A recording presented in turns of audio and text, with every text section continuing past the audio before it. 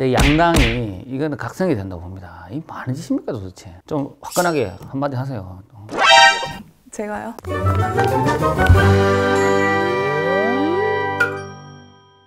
국기신문에서 지난 3회 동안 내가 최고당 프로그램으로 이색정당의 출사표 한번 들어봤습니다.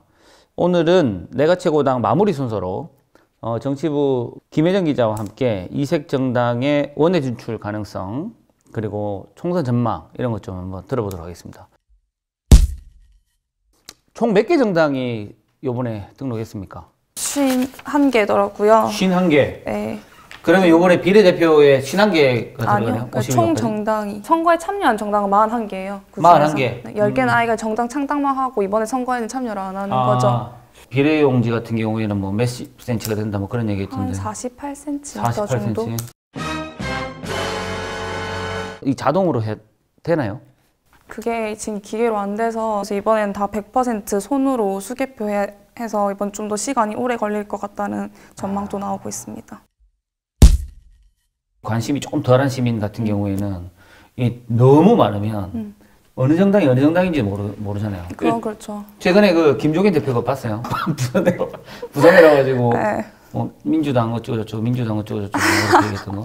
본인도 헷갈려가지고. 네, 본인도 헷갈리는 맞죠. 거지. 네. 유권자들이야 더 심하긴 심하겠죠. 근데 일단은 애초부터 이번에 뭐 준연동형 비례대표제가 이런 뭐 유권자들의 다양한 그러니까 표심을 반영하고자 좀 선거법이 개정이 됐으니 그런 측면에서는 뭐 준연동형 비례대표제가 이전이랑 어떤 차이점이 있습니까? 핵심적으로 너무 좀 복잡하더라고 이게. 엄청 복잡해요. 네. 가장 큰 차이는 네. 의석 배분하는 차이가 달라진 거고 네. 다른 건 다 거의 비슷합니다. 뭐 전체 의석수도 300석으로 갔고요. 근데 네. 비례대표 의석을 어떻게 배분하느냐 네. 이 방법만 좀 달라진 겁니다. 실질적으로 좀 이 소수 정당들이 유리하게 좀 됐어요? 됐죠. 결과적으로 하면 됐지만 근데 또 이게 지금 민주당이라든지 통합당에서 비례용 뭐 위성 장당을 만들면서 사실상 이게 뭐 누더기 법안이 됐다라는 비판도 지금은 많이 나오고 있는 상황이죠.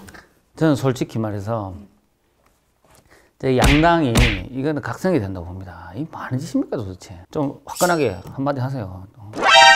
제가요? 소수 정당을 위해서 만들어 놓는다고 했는데 결과적으로는 자기들이 분당해가지고 나가가지고 선수들 빌려주고 해가지고 그렇죠. 결국은 이렇게 한다는 게 좀 짜증나더라고요 저는. 이런 얘기 해주나?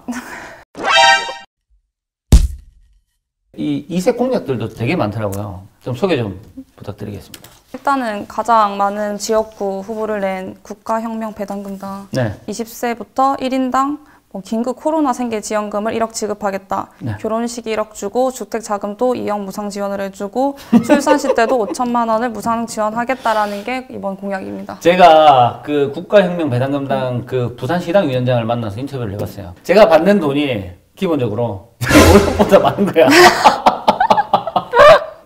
기본적으로 일단은 150만 원 주고 뽑으세요.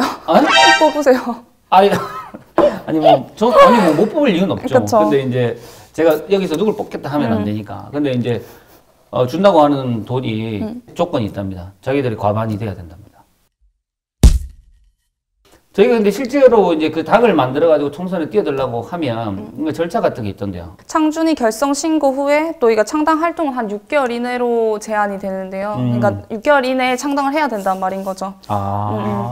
그렇게 하고 나면 창준이 이후에는 시도당 결성 작업을 해야 되는데 각각의 그러니까 5개 시도에서 각 1,000명 이상의 당원을 확보를 해야 되고 그럼 최소 5,000명. 그렇죠. 최소 5,000명이죠. 근데 사실 이렇게 당원을 모으는 게 힘들죠.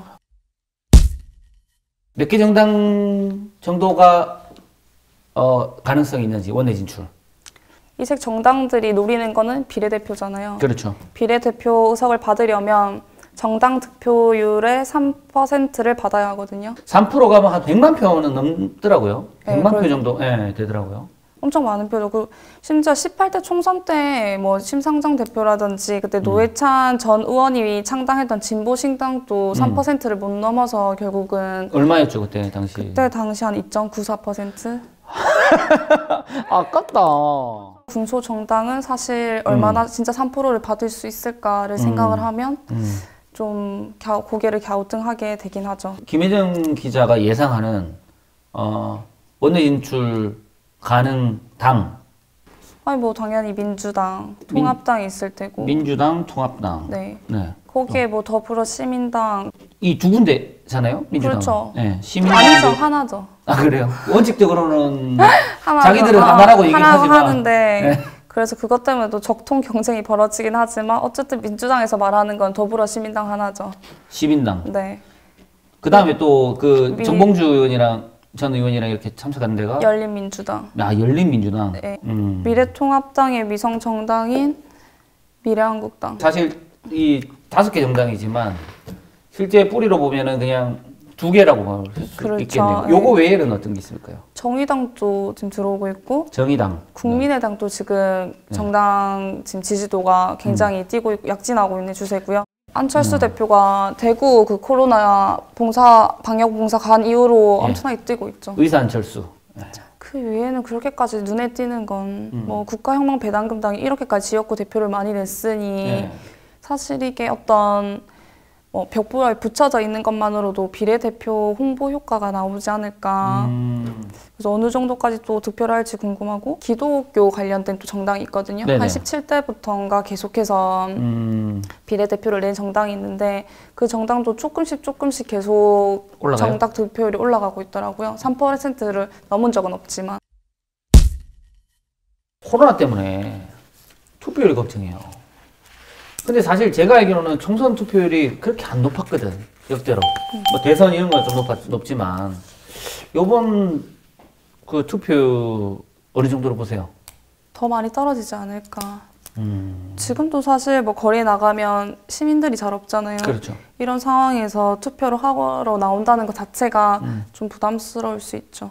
투표 일정 원래 뭐 15일인 거는 아실 거고 10일, 11일에도 사전투표 있으니까 마스크 하시고 꼭 가까운 투표소 가셔가지고 투표를 하셨으면 좋겠습니다. 특히 이 21대 총선은 여러 이색정당 그리고 연동형 비례대표제가 시행되고 나서 실시하는 첫 선거이기 때문에 한 표 한 표가 더 중요할 것 같아요. 오늘 함께 해준 정치부 김혜정 기자 고맙습니다. 감사합니다. 네.